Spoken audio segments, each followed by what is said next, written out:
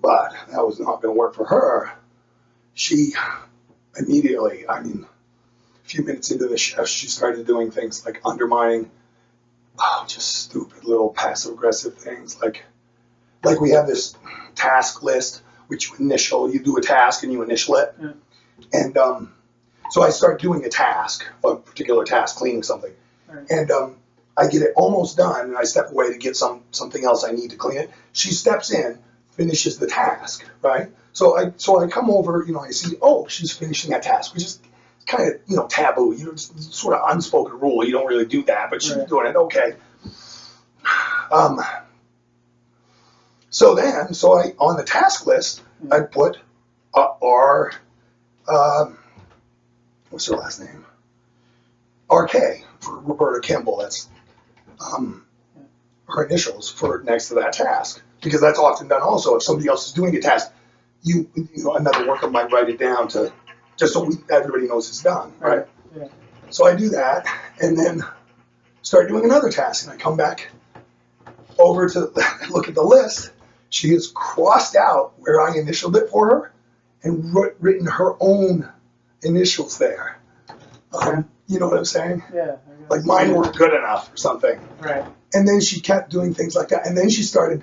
For a while it was stuff like that, which was okay for I could kind of ignore it, but I was periodically going out and just letting management know. I spoke to Nancy Robinson in particular, Kelly Ward in particular, multiple times throughout the night about she's just doing this stuff. It's really annoying. I'm trying to get through it, and she's trying to undermine me, and it's hard. And they're like, yeah, we know she's really hard to deal with. That sounds exactly like her, blah blah.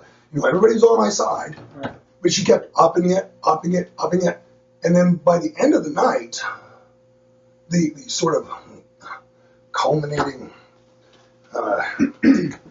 whatever, we got a bunch of orders. I got a call for several orders. A customer came in with a couple more orders. So I had like 5 orders to do. And there's 2 of us there. When that happens, obviously, whatever you do, whatever cleaning or whatever you're doing, you're supposed to stop and deal with the customers. That's the priority. We're told that again and again and again. She's at the sink doing dishes. And I go over to her, and I say, Graham, can you help me with some of these orders? Because, I had 5 orders come in. Completely ignored me. So I stepped a little closer, said it a little louder, completely ignored me. Stepped like 2 feet away from her, said it very loud, not yelling, but like, Graham, so like talking to somebody who's hard of hearing. No response whatsoever. She just obviously heard me. Was just childish. It was like a 2-year-old or something. And so at that point, I just had enough.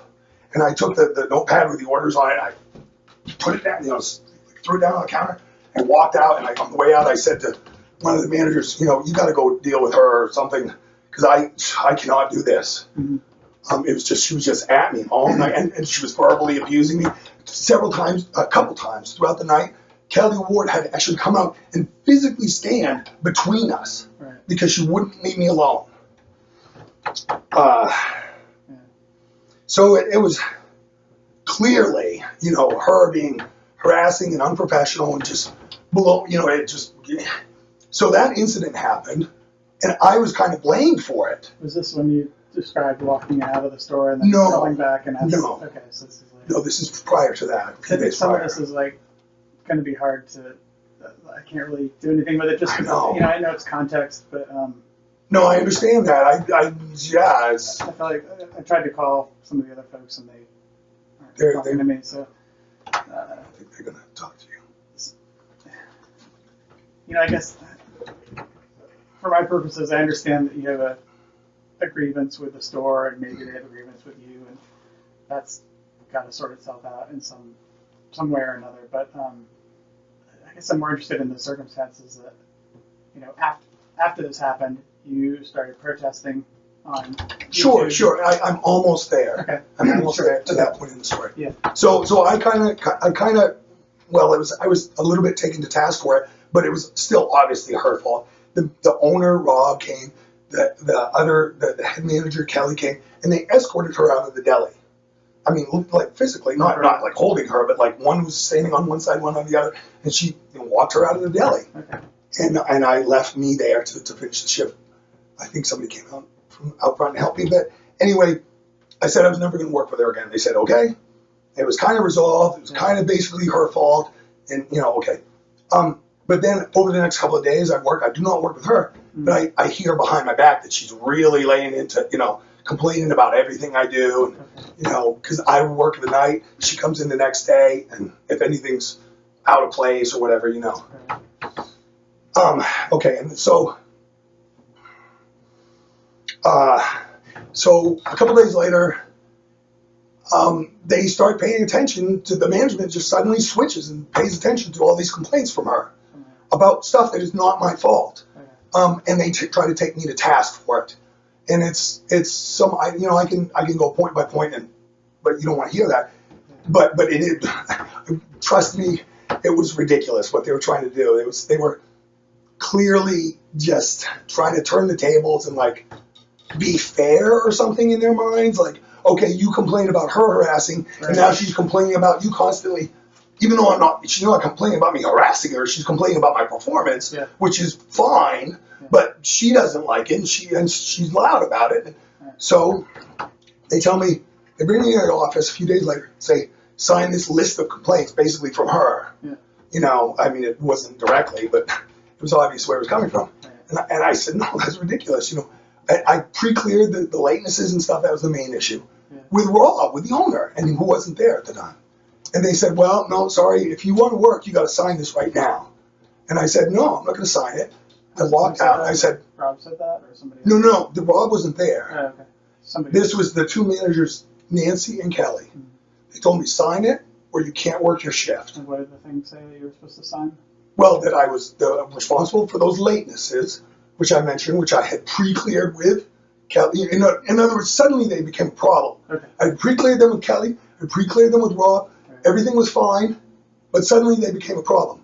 And another thing which was just ridiculous is the night prior, we were grossly understaffed, both out front and in the deli. And I didn't get everything done. And when I left, I told Kelly that. I didn't get the meat slicer cleaned. I got almost everything done. I didn't get the meat slicer cleaned. I didn't get something else cleaned. Or whatever it was, a few things. He says, well, I have to stay here till 10, but, have a good night, basically. I said, yeah, have a good night. I left, thinking nothing much of it. I mean, it was more conversation than that, but that was the upshot of it. And now, then the next day, he's sitting in the office there telling me, you didn't get the meat slicer cleaned and you didn't get the whatever cleaned. I said, yeah, I told you that last night when I was leaving. He said, yeah, but I wanted you to stay. And I said, well, then why didn't you tell me to stay? He said, well, I hinted at it by saying I was going to stay till 10. And this is a guy who used to walk around the deli or walk around the store, and if he saw you had a drink, he would demand to see your receipt. So he's not like a shy person or something. Right. He's kind of a bully as a manager. So to then say, well, I hinted that you were supposed to stay and expect me to, it's just patently ridiculous. I mean, how ludicrous is that? Yeah. But that's what they were trying to sell me. So I walked out and I said, have Rob call me. And he didn't. He just was going to toss me out like a piece of trash. Which manager was that? Just so I had my bearings. Oh, Kelly was the one that said about the hinting thing. Okay, it's Kelly man or woman? Kelly's a man, Kelly Ward, and he's one of the claimants in the case. As is the other head manager, as is the owner, as is my harasser. So, yeah. So was that? That's when now I'm at the point where I walked out. Okay. Rob never called. So what I did is the next day at my scheduled shift time, instead of going there and going into work, I went into the parking lot with a sign that said workplace harassment, wrongful termination, health code violations, and unsafe food. Okay, so let's stop there for a second. Sure. Where does health code violations and unsafe food come in? Well, because what I decided was, okay, they're gonna treat me like this. I'm gonna whistleblow, and I happen to know that they violate health code they violate health codes in that deli, some of the stuff that they do. Okay. And I knew that, and it was very clear, and I had, I have evidence and all that stuff. And Okay. so they didn't like that.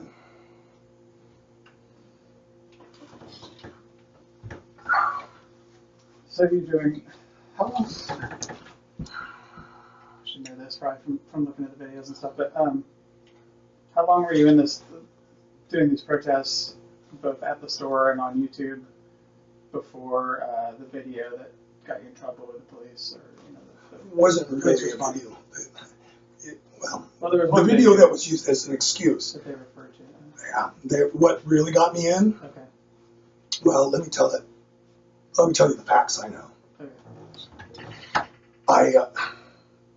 It might make sense for me to just continue with the story. Okay. I'm I got time.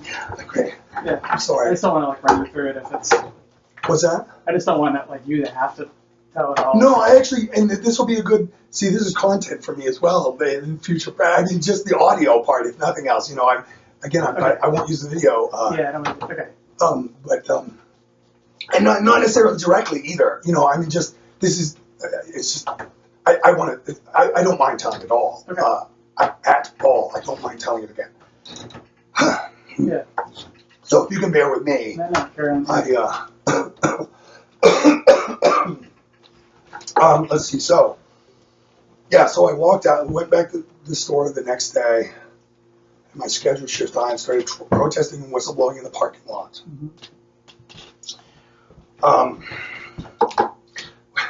Within like 20 minutes, 2 units of 2 deputies each. You know, like boom, Yeah. they're there, present, and in force, and put that down, and the whole, like Put what down? with my sign. They weren't that bad. It was, but they were very, Were you on the property? I was in that parking lot, yeah. Yeah. And I had a sign, and I had a bag of returnable cans that I was like shaking as a sort of noise maker. It wasn't particularly loud, but wow, how that would sound. Sure. Yeah. Slightly louder than the conversation, I guess. Yeah. That's the video too. I recorded part of that Okay. protest. Anyway,